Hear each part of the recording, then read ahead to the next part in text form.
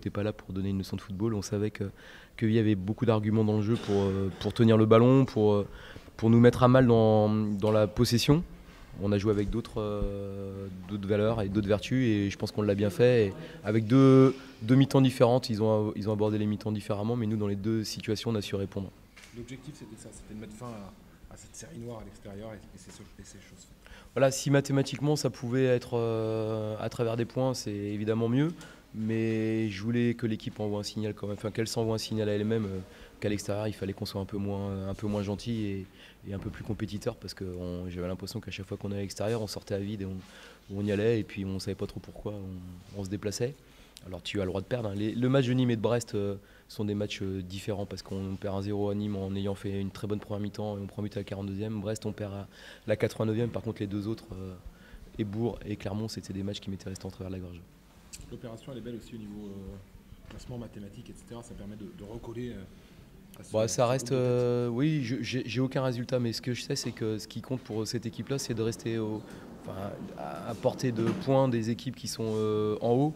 Et la perspective qu'il faut avoir en tête, c'est d'avancer tranquillement, à notre rythme, en progressant, pour que dans le dernier tiers du championnat, cette équipe ait quelque chose à jouer, son mot à dire. Alors pour moi, c'est d'être dans le premier tiers du classement, dans le dernier tiers du championnat, parce qu'on sait qu'il y a des places de barrage et tout ça. Mais aujourd'hui, avant de parler, parce qu'on ne jouait pas comme une équipe qui pouvait avoir des ambitions à l'extérieur. À domicile, on a fait quelques très bons matchs, mais tu ne peux pas jouer une semaine sur deux, il faut être constant. Voilà, donc la semaine dernière, c'est un nul contre Châteauroux, et aujourd'hui, c'est une victoire extérieure. On espère que ça va aussi nous donner un élan qui va être important pour recevoir Reims, parce que Reims, c'est quand même du très très costaud. Un petit mot sur vos supporters là, qui sont encore en train de faire la fête. Ouais, bah ça fait plaisir, hein. Je pense que les joueurs ont été sensibles à leur encouragement, à leur présence en nombre. Et voilà, pour des Havrais, chanter l'hymne du HAC à Diochon, je pense que ça fait plaisir. Et un petit mot sur Nathan Julan et cette fameuse dernière minute. Non, bah écoutez, hein, c'est un jeune joueur qui commence à mûrir normalement.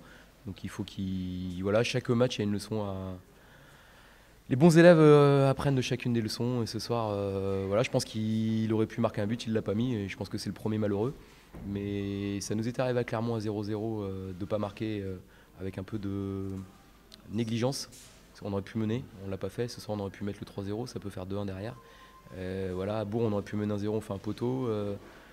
Les matchs se jouent là-dessus. Il y a une agressivité. Je pense qu'il y a des buteurs que vous connaissez qui devaient faire des nuits blanches quand ils rataient des buts. Il faut avoir voilà, une rage. Quand tu es attaquant, il faut avoir la rage de vouloir marquer. Et on ne l'a pas senti dans cette action-là. Peut-être qu'il était déçu de rentrer tardivement. Mais même en jouant tardivement, il y a toujours une occasion qui se présente et on peut la mettre au fond.